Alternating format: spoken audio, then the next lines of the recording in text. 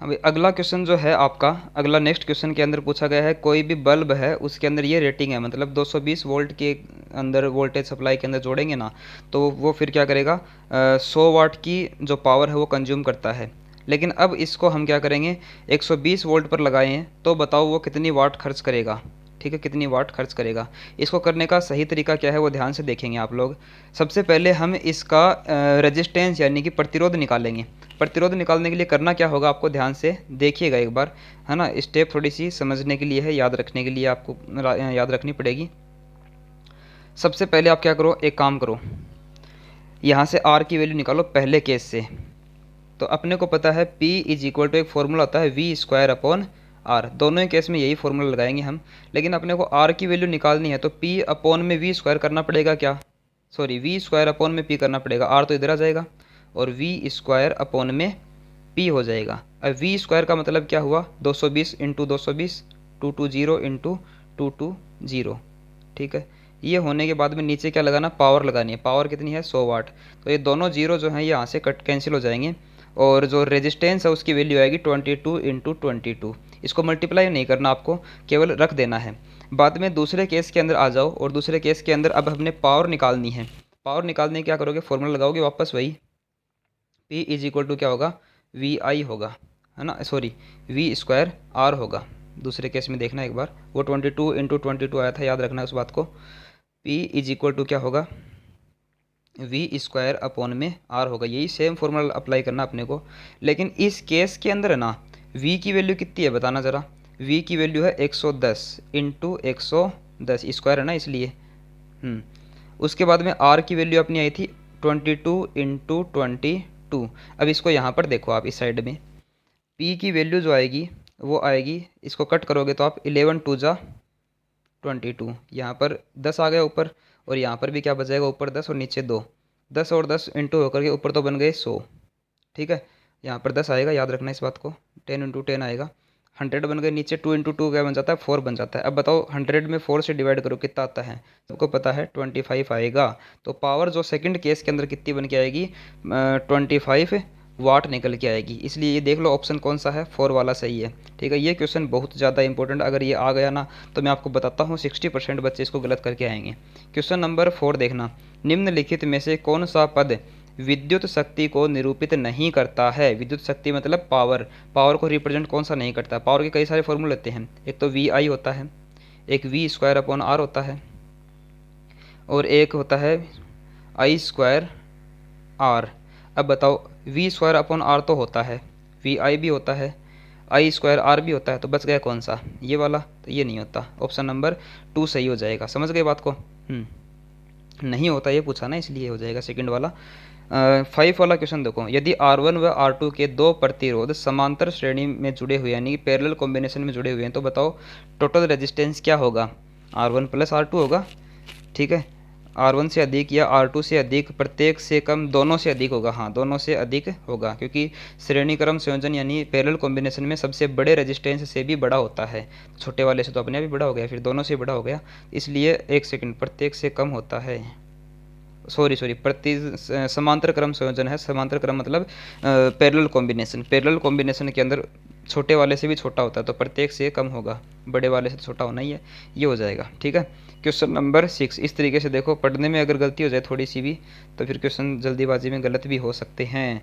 चालक तार की लंबाई व अनुप्रस्थ काट क्षेत्रफल के तार के प्रतिरोध का संबंध क्या होता है। चालक तार की एक तो लंबाई यानी L, अनुप्रस्थ काट क्षेत्रफल यानी कि एरिया, क्रॉस सेक्शन एरिया, और तार का जो रेजिस्टेंस होता है R, इन तीनों में क्या रिलेशन होता है बताना ज़रा।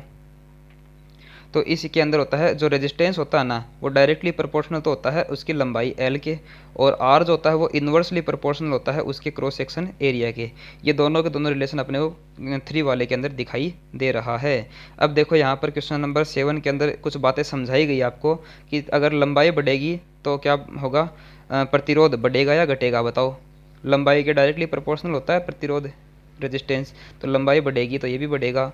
बताओ तार की मोटाई, मोटाई मतलब क्रॉस सेक्शन एरिया बढ़ने पर बताओ रेजिस्टेंस बढ़ेगा या घटेगा। इन्वर्सली प्रोपोर्शनल होता है इसलिए ये घटेगा। इस तरीके के क्वेश्चन भी आते हैं। क्वेश्चन नंबर 8 देख लो, इसके अंदर क्या पैरेलल कॉम्बिनेशन में जोड़े गए प्रतिरोधों की संख्या घटने के उपरांत संयोजित प्रतिरोधों का कुल प्रतिरोध बढ़ता है या घटता है। भाई वही समांतर क्रम संयोजन है, यानी कि पैरेलल कॉम्बिनेशन है। अगर रेजिस्टेंस बढ़ाएंगे, सॉरी रेजिस्टेंस के नंबर बढ़ाएंगे, 2 5 6 इसे बढ़ाते जाएंगे, तो टोटल रेजिस्टेंस है वो थोड़ा सा डिक्रीज हो जाएगा, यानी घटता चला जाएगा। ठीक है। क्वेश्चन नंबर 9, किसी आर प्रतिरोध के तार के एक टुकड़े को 5 समान भागों में काटा गया। ये क्वेश्चन भाई हर जगह मिल रहा है अपने को, यानी कि डे सुरक में भी भरा पड़ा है, या फिर दोनों ही प्रकार के डे सुरक उनमें है। मॉडल पेपर आता है उनके अंदर, कई सारे मॉडल पेपर अपने पास में आए हैं, तो उनके अंदर भी ये बहुत सारा दिया गया है। तो बताना है कि जोड़ने पर तुल्य प्रतिरोध R1 या आर डेस है। ठीक है, आर डेस है, तो आर का और आर डेस का अनुपात अपने को पता करना। क्वेश्चन समझो पहले बात को। एक तार था, उसका रेजिस्टेंस कितना था आर। अब इसको हम तोड़ेंगे 5 भागों में, तो पाँचों का रेजिस्टेंस कितना हो जाएगा R/5 और R/5, इस तरीके से सबका R/5 हो जाएगा। ठीक है, R1 R2 R3 R4 R5 सबका R/5 हो जाएगा। बाद में क्या करना है, इनको अपने को पैरेलल कॉम्बिनेशन में जोड़ना है। पैरेलल कॉम्बिनेशन में जोड़ते हैं तो नेट रेजिस्टेंस कितना होता है पैरेलल कॉम्बिनेशन का, 1/R1 plus 1/R2 plus 1/R3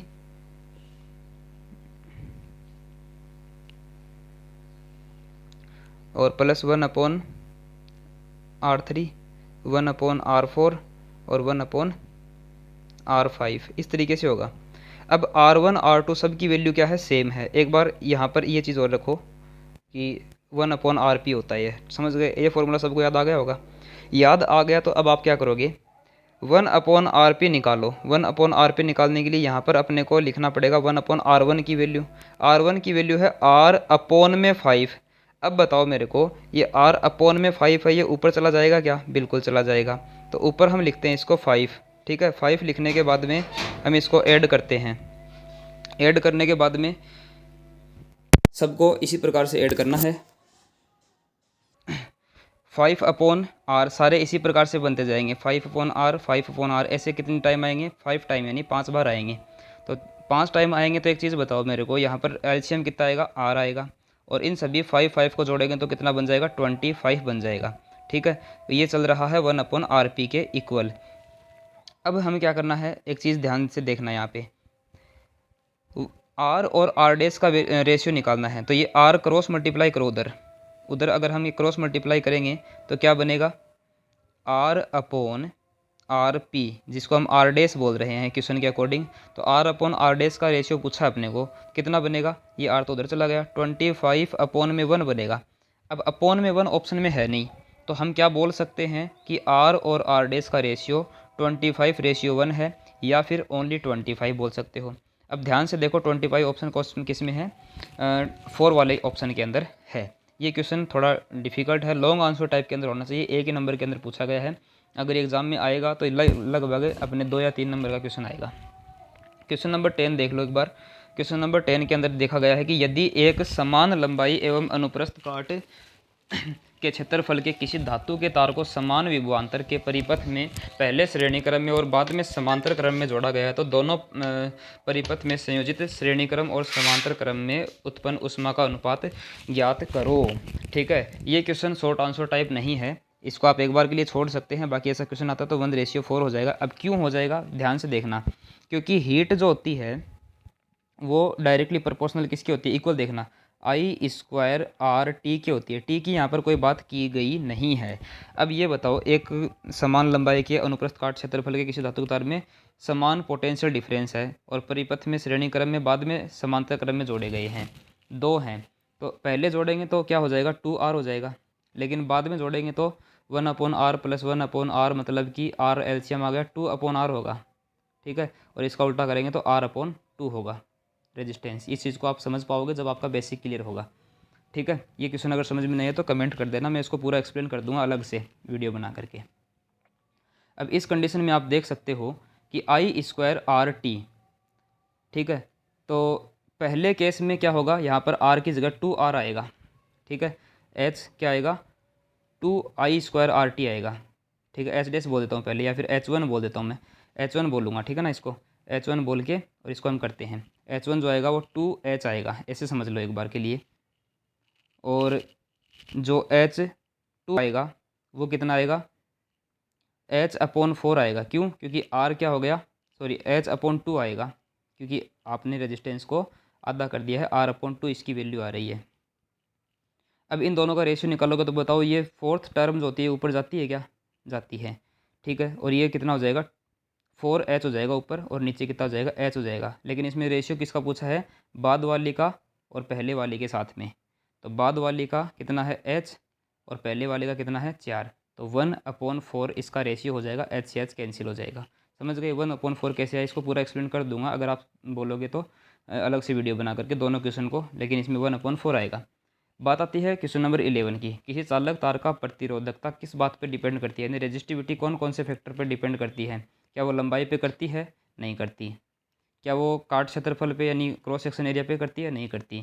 तो नेचर ऑफ द मटेरियल के ऊपर करती है? हाँ बिल्कुल करती है। तो ऑप्शन नंबर 3 इसका सही आंसर हो जाएगा। क्वेश्चन नंबर 12 देखो, किसी चालक तार के अनुप्रस्थ काट क्षेत्रफल यानी क्रॉस सेक्शन एरिया को आधा कर दिया जाए तो बताओ रेजिस्टेंस के ऊपर क्या फ़र्क पड़ेगा?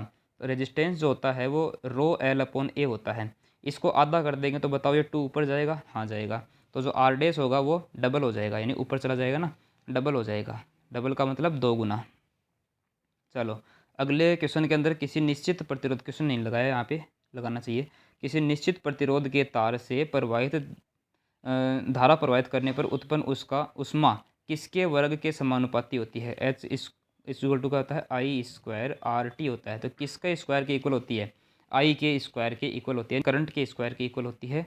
तो विद्युत धारा के परिमाण के स्क्वायर के बराबर होती है। ऑप्शन नंबर 4 सही हो जाएगा। क्वेश्चन नंबर 13 जो है, फ्यूज तार घरेलू विद्युत परिपथ में किस क्रम में जोड़ा जाता है? फ्यूज वायर वो सीरीज कॉम्बिनेशन में यानी कि श्रेणी क्रम में जोड़ा जाता है। और भी यहाँ पर देखो छोटे छोटे क्वेश्चन है, एक डायग्राम है, इसके अंदर A और B के बीच में निकालना है। तो 2 और 2 कितने हो जाएंगे? 4 तो ये हो जाएगा और 2 ये हो जाएगा। ठीक है, 1/4 + 1/2 कर लेना, इसका आंसर आ जाएगा। ठीक है, चलो आगे चलते हैं। अब नेक्स्ट चैप्टर जो है लास्ट एंड फाइनल है अपने इसका, फिजिक्स का। तो इसको देख लो आप। क्वेश्चन नंबर 1, विद्युत धारा उत्पन्न करने की युक्ति को क्या कहते हैं? विद्युत धारा यानी इलेक्ट्रिसिटी जनरेट करने के लिए किसको? जनरेटर को यूज़ करते हैं। ये आपके सिलेबस में है नहीं। क्वेश्चन नंबर 2 देखो, मैग्नेटिक फील्ड के अंदर किसी चालक तार को रखते हैं जिसमें करंट पास हो रही है, तो उसके ऊपर बल की दिशा यानी फोर्स की डायरेक्शन कौन से रूल से निकालते हैं? याद रखना, फोर्स का नाम आ जाए तो फ्लेमिंग का लेफ्ट हैंड आएगा, फ्लेमिंग का दक्षिण हस्त नियम। ठीक है, फ्लेमिंग का बाएं हाथ का नियम। ठीक है। क्वेश्चन नंबर 3 है, विद्युत धारा व चुंबकत्व के मध्य संबंध की खोज किसने की थी? ओरस्टेड ने की थी। करंट कैरिंग कंडक्टर के पास में यानी विद्युत धारावाही चालक तार के पास में एक कंपास रखा था, तब उसको पता चला था कि हाँ दोनों आपस में जुड़े हुए ही फिनोमेना है। किसी विद्युत धारावाही सीधे चालक तार के चारों ओर उत्पन्न होने वाले चुंबकीय क्षेत्र की दिशा किसके द्वारा ज्ञात की जाती है? केवल मैग्नेटिक फील्ड की डायरेक्शन करनी है तो राइट हैंड का जो अंगुष्ठ नियम है, थंब रूल है, उसको यूज करते हैं।